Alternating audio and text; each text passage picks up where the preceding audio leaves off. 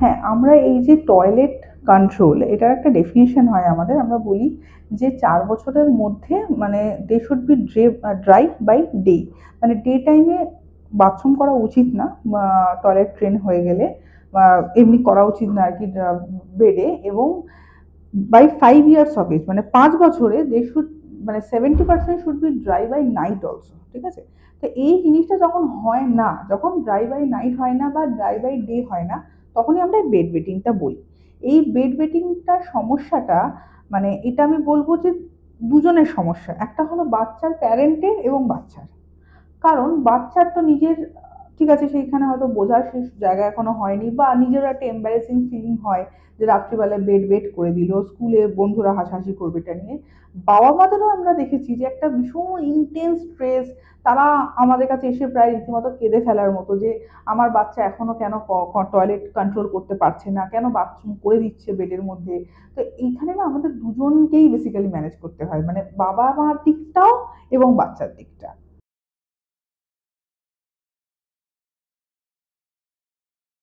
১০০ বার।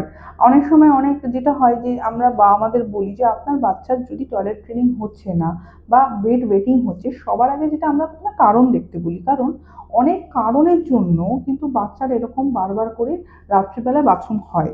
যেরকম ওয়ার্মস যদি থাকে, মানে আপনার কৃমি যদি থাকে বাচ্চার, বাচ্চার যদি ইনফেকশন থাকে, বাচ্চার যেখানে ইউরিন ধরে যে ব্লাডার, সেখানের যদি কোনো প্রবলেম থাকে, এবং নিউরোলজিক্যাল প্রবলেম মানে স্পাইনে কোনো সমস্যা থাকে, তাহলেও কিন্তু এরকম বেড ওয়েটিং হতে পারে।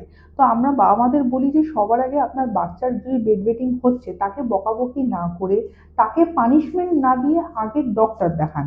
আগে ডক্টরকে বুঝতে দিন যে আদেও এটা কারণ কিছু আছে, মানে অর্গানিক কোনো কারণ আছে না ফাংশনাল।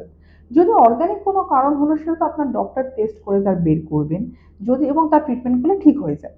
যদি ফাংশনালও অনেক সময় হয়, অনেক বাচ্চাদের দেখা যায় কিছু জাত দিয়ে বাচ্চাদের ধরুন একটু টেন্স বেশি হয়, বেশি স্ট্রেস হয় বাচ্চাদের, তাদেরও কিন্তু অনেক সময় আমরা বেড ওয়েটিং এর প্রবলেমটা হয়।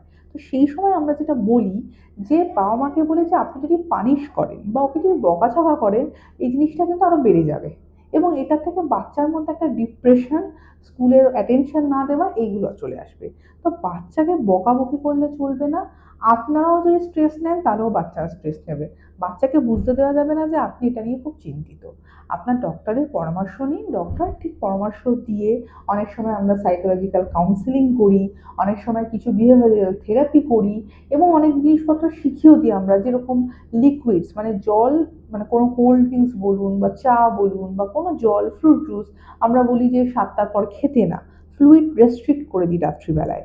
এবং আরও কিছু থাকে আমাদের, কিছু অ্যালার্ম দেওয়া টয়লেট ট্রেন করার জন্য, মানে ২-৩ বার আমরা বলি একটা অ্যালার্ম দিয়ে রাখুন মোবাইলে যে ২ বার বাথরুমে যাবে।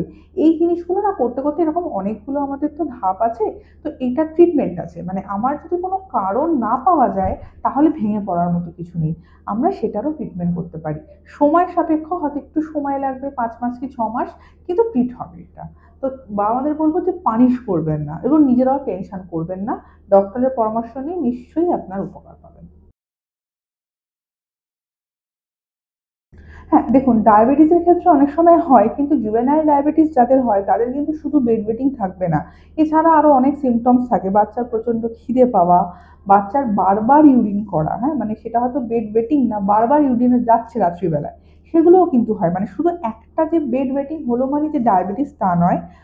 বরঞ্চ কমন কারণগুলো বেশি হয়, যেটা আমি বললাম যে কোনো ওয়ার্ম আছে কিনা, কোনো ইউরিনে ইনফেকশন আছে কিনা। অনেক সময় আমরা দেখি স্নায়ুর প্রবলেমও আছে।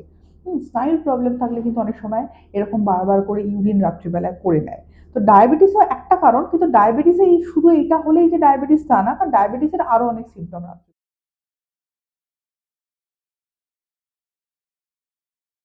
১০০ বার সম্ভব। যদি ট্রিটেবল কারণ হয়, সেটা তো ট্রিট করলে অনেকটাই বেটার হয়ে যাবে।